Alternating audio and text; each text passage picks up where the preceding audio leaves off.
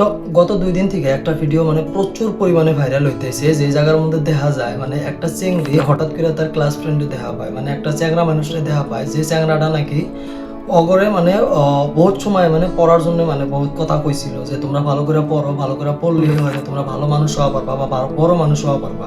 তো সাডেনলি ওই চেংড়িটা দেখে কি যে চ্যাংড়াটা আঙরে বহুত জ্ঞান দিছিল, পড়ার জন্য জ্ঞান দিছিল, আঙরে পড়ার জন্য কথা কোনে শুনাইছিল বা আঙরে কথা কইছিল ম্যামের কাছে, বা আঙরে কইছিল যে তোমরা পড়াশোনা করে বড় মানুষ হওয়া। বা সাডেনলি ওই চেংড়িটা ওই ক্লাসমেটটা চ্যাংড়াটারে দেখে যে চ্যাংড়াটা নাকি ফুড ডেলিভারির কাম করতে আছে।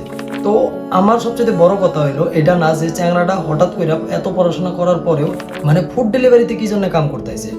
তো আমার কথা এটা হইলো একটা চ্যাংড়া তার ফ্যামিলির নিয়ে মানে বহুত কিছু করা পারে বা বহুত কিছু করার জন্য বাধ্য হয়ে যায়। তো আমি এই ভিডিওটা দেখার পরে যেটা আমি রিয়েলাইজ করছি বা আমি যেটা বুঝছি, আমগরের মতো যারা মিডল ক্লাস চ্যাংড়া আছে বা ছেলে আছে, তারা মানে ছোট থাকতে বা ক্লাস 5-6 থাকতে বহুত ভালো করে পড়াশোনা করে, কিন্তু আগে যায় ওরা কয় কি মানে ফাইন্যান্সিয়াল ক্রাইসিসের জন্য বা মধ্যবিত্ত ফ্যামিলিতে জন্ম নেওয়ার জন্য তা করে পড়াশোনাটা কন্টিনিউ করা পারে না বা তারা আগ বেড়া যাওয়া পারে না পড়াশোনা করে।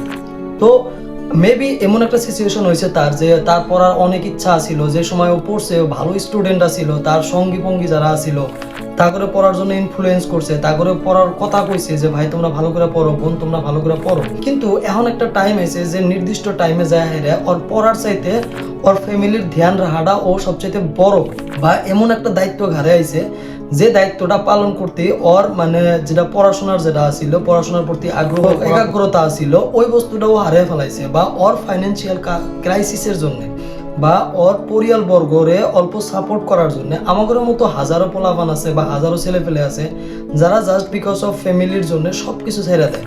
তা করে থাকে না ফুর্তি, তা করে থাকে না আনন্দ, তারা খালি একমাত্র ফ্যামিলির জন্য বাইসা থাকে। তো আমি ভিডিওটা দেখার পরেই মানে এতটুকু খারাপ লাগছে। আর ওই চেংড়িটা এইভাবে কইয়া আসছিল, তো আমি এতটুকু বুঝছি যে এই চেংড়িটা মানে চ্যাংড়াটারে কইতেছে যে দেখ তুই না কইছিলি যে পড়াশোনা কর, তুই নিজেই কইছিলি আঙ্গরে যে পড়াশোনা কর নইলে বড় কিছু হওয়া পারবো না, আর আজকে তোর নিজের দিকে দেখ তুই একটা ফুড ডেলিভারির কাম করে আসিস। আমি বাস এতটুকুই কবার চাই।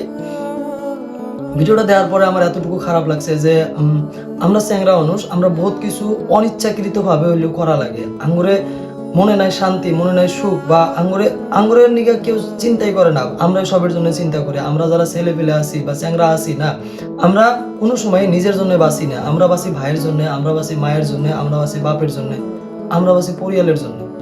সো এবার একটা টাইম আইছে বেচারার যে ভালো স্টুডেন্ট থাকা সত্ত্বেও আজকে পড়াশোনা বাদ দিয়া হেরা, পড়াশোনা ছাইরা দিয়া হেরা জোম্যাটোর মতো বা সুইগির মতো মানে ফুড ডেলিভারির কামে ও কইরা আছে। যে কয়টা আর্নিং হয় ওই কয়টা মানে ফ্যামিলিতে দিয়া ফ্যামিলির হেল্প করে আছে, আমি তাতে কোনো খারাপ দেখি না।